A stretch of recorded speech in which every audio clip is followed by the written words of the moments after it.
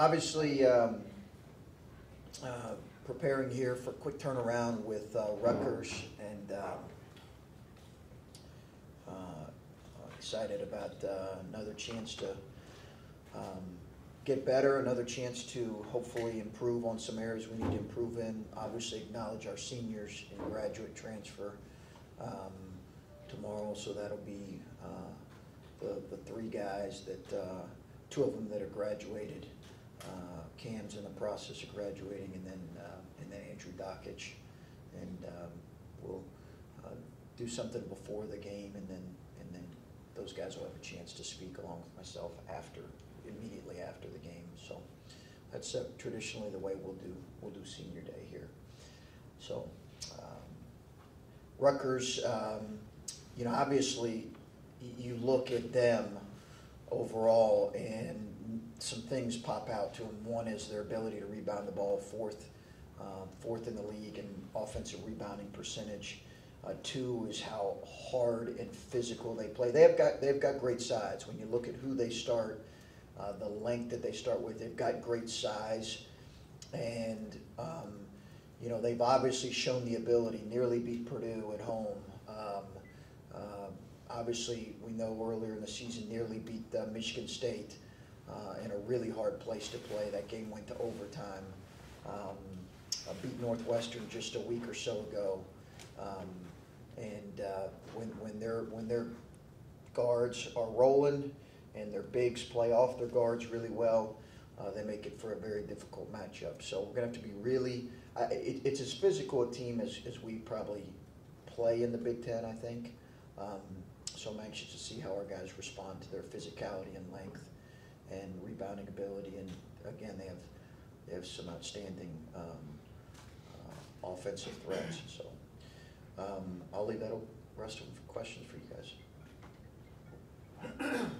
Coach, you mentioned their physicality. We saw a lot of Kyle yesterday. Can we see a lot more of him going forward? It seems like he plays the more physical brand of basketball that you're looking for down the stretch. I think we'll see him some. It's just it's going to kind of depend on game to game. You can't play 10 guys. It's really hard to play 10 guys a whole lot of minutes this time of year. So he's been able to get spot minutes, and when he's played more, that's affected other guys. But I do like the energy that he's played with.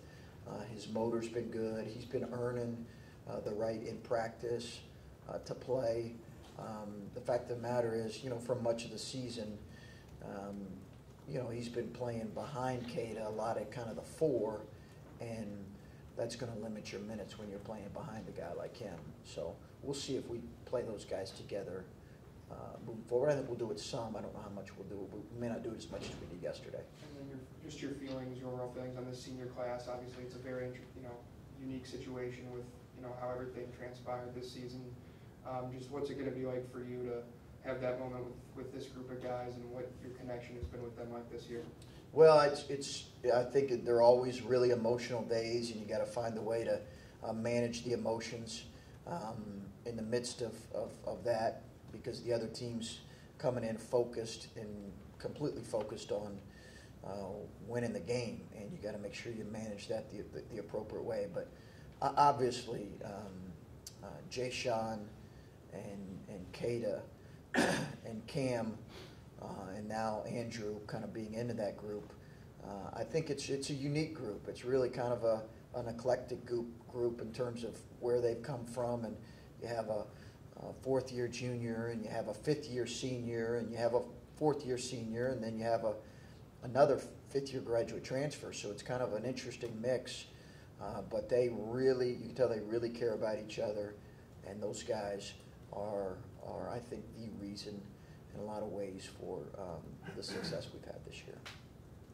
Chris, obviously playing Kyle so much, limited blank his minutes, he went from double digits in the last few games to not playing at all.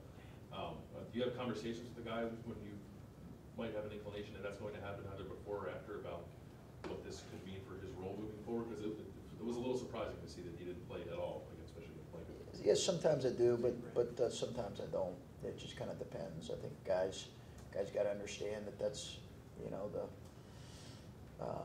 we've got some depth at that position. You can't play all 10 guys. Kyle sat on the bench a lot, this year, and so I didn't have a conversation with Kyle. You have periodically conversations, and Micah knew we were going to play a little bit smaller in that particular game, but he needs to be ready to go for Tuesday.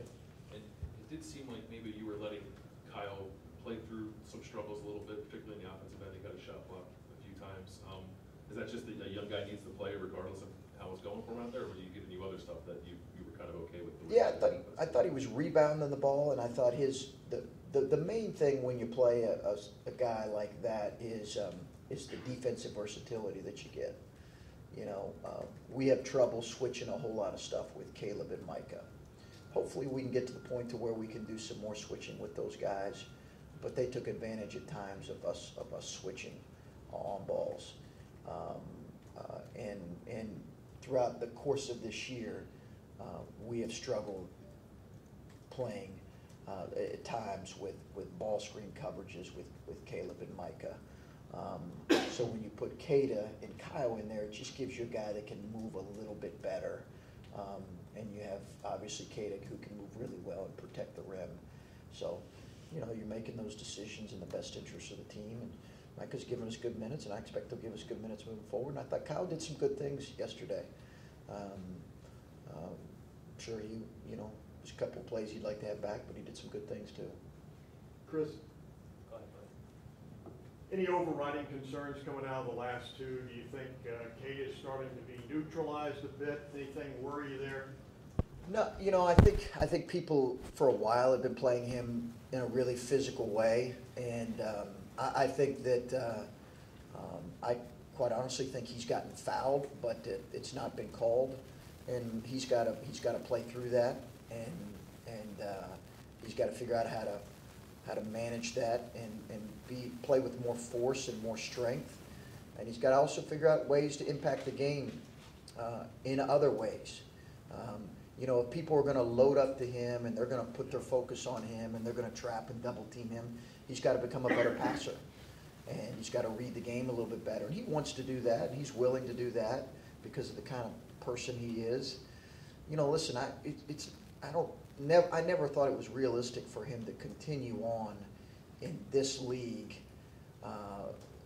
posting the kind of numbers that he was posting for a variety of reasons. One is I think if you're going to do that, you probably have to be a dominant guard because the ball has to be in your hands, Right. As opposed to most of the plays he makes are plays where the ball's being delivered to him.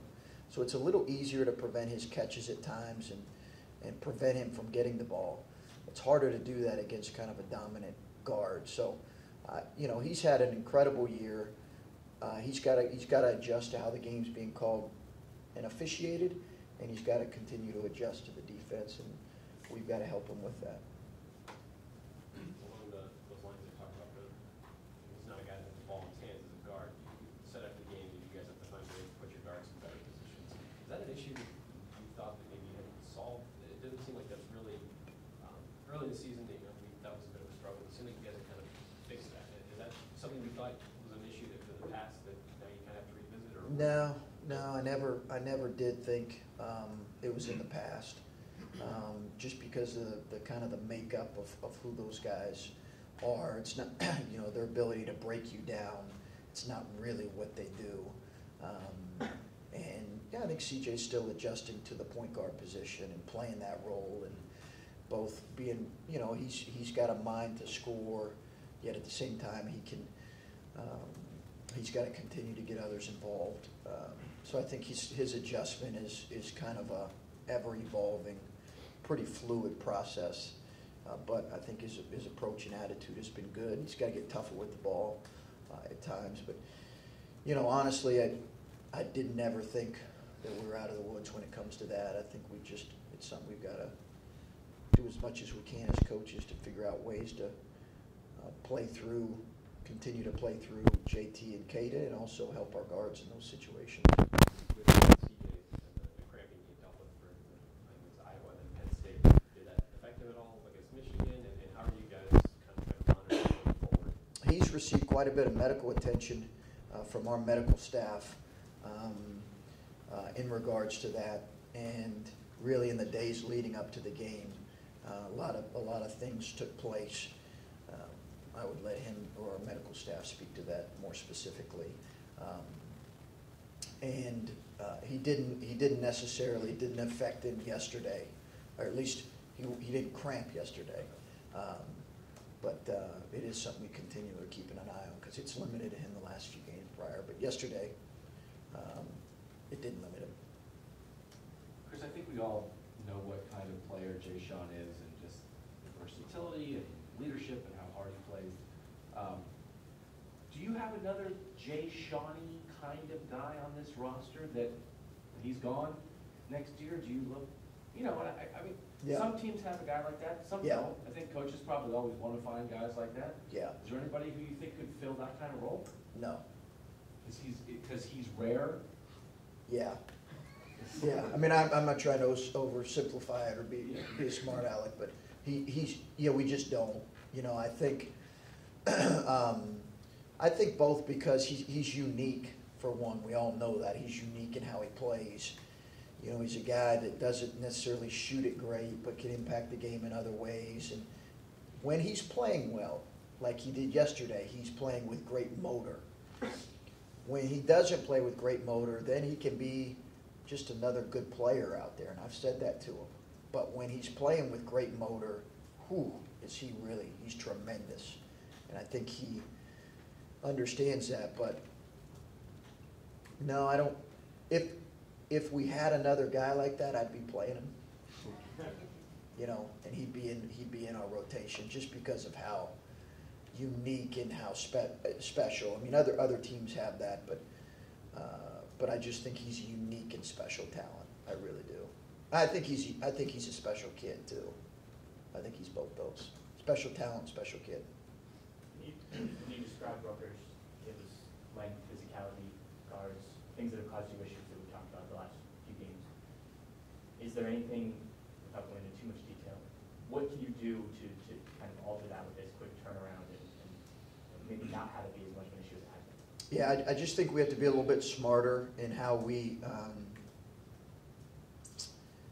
attack and how we play. I thought we really got sped up at times against them. They did a great job of doing that. And again, their defensive numbers are good. I think they're top 30 in the country defensively right now, or at least they were top 25 a couple of days ago. So they have the ability to do that with their length, their athleticism, their size. You know, I think there's some adjustments hopefully we can make moving forward in preparation with a quick turnaround. You want to be careful that you're not throwing too much at your guys right now, but there are some adjustments that we need to make going into tomorrow's game because they did affect us, there's no question. And you talked about Keita, and he's not that dominant guard, but you look, you use the NBA as a comparison a lot.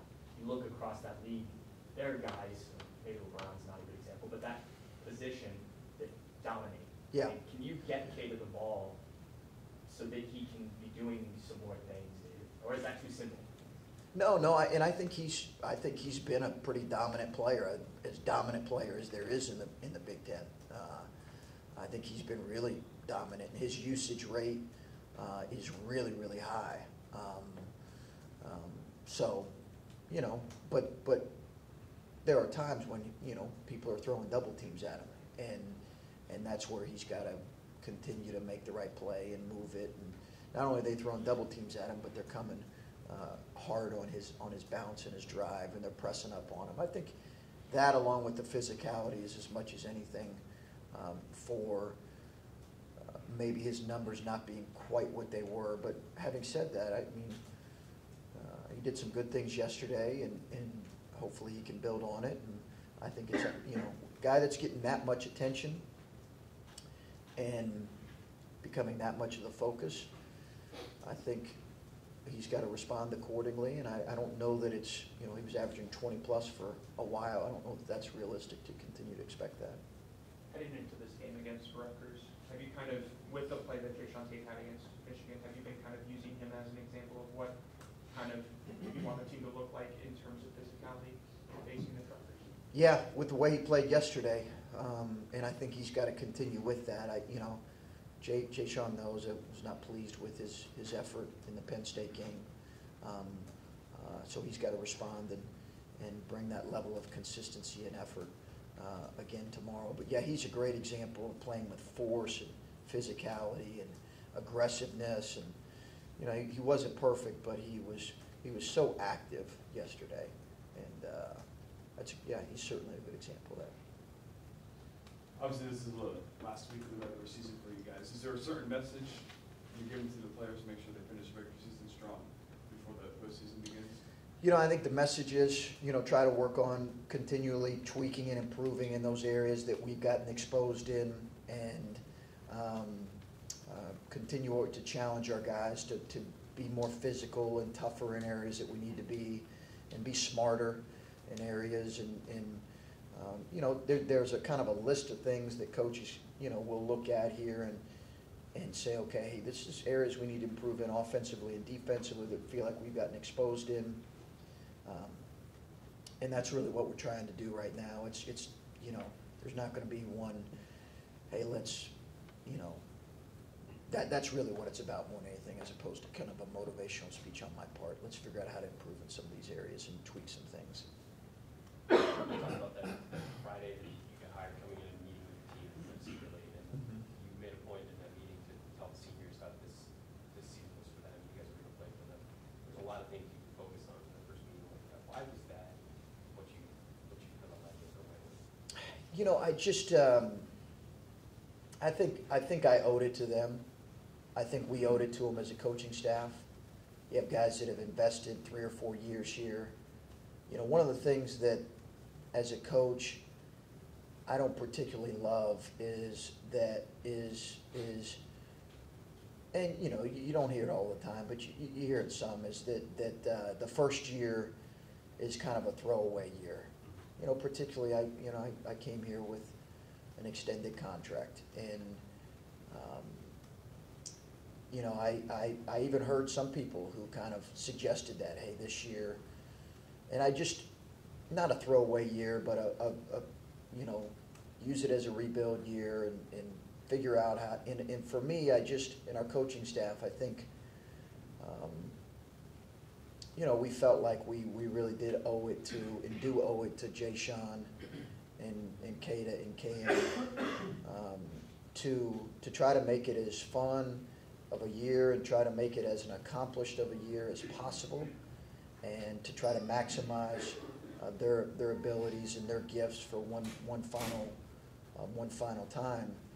And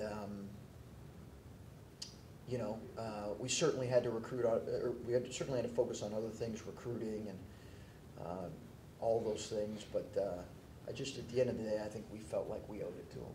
And you made that decision with better feeling like that without having met these guys before, right? This is like first time you're talking with them. Yeah, and I just, I think it was important for them to hear it from me, that your last year was going to be important to me and important to us, and you know, and then as I got to know them, and as I got to spend time with them, it kind of gave me confidence that they were going to be about the right things and fully invested in this, and wanted to be held accountable in every way. But I just felt like, you know, they had this experience in June, and we were going to do everything within our power to try to make it, you know, as fun a year and reach whatever potential was in front of us. And obviously at that point, no one knew or knows. So, you know, I'm glad we kind of made that decision. There wasn't one moment we wanted to lose in this season in preparation with these guys. We wanted it to be about them going out feeling great pride and wearing the Buckeye uniform and leaving a legacy. And knowing that this could be Kata's last home game here, does that fill you with excitement or sorrow? Tremendous sorrow. No, I'm just kidding. No, I you know, listen, you know, you don't have to know our situation. You guys know our situation really well, so you know our roster, and you know, you know what's happened in the kind of the recruiting classes behind those guys. So we've got some work to do, but tomorrow is about them. Will I have a lot of, you know, more sleepless nights than maybe normal in the off season, thinking about playing without those guys? Absolutely, you know, absolutely. But I'm going to try to delay that for a little while and just appreciate them for the final weeks that we have them, and enjoy every moment with them, and kind of go from there. What do you remember about your senior night at Taylor? Oh, nothing, actually. To be quite honest, I think I remember, you know, having my family there, and then my dad telling me to shoot more going into the game. But I don't really remember much. I do, as a coach, I remember. I think as a coach, these, as crazy as it sounds, these nights have meant a whole lot more than they did as a player. And I think because you get a chance to, you know, just to say something about these seniors, which we'll do after the game, and you get a chance to see them enjoy this moment after a lot of work. And, you know, a guy like, how many hours have Jae'Sean and Cam and Kata put in this program, and Andrew, you know, how big of a deal is this going to be for him actually, you know, playing a role on senior night. So I think you just have great appreciation, and you know, it's really enjoyable as a coach to watch this. And you know, I've had senior days that we've won, and I've had senior days that we've lost. But the overriding thought is appreciation for those guys, and it's something I've really remembered as a coach. Okay. All right, thanks, Coach.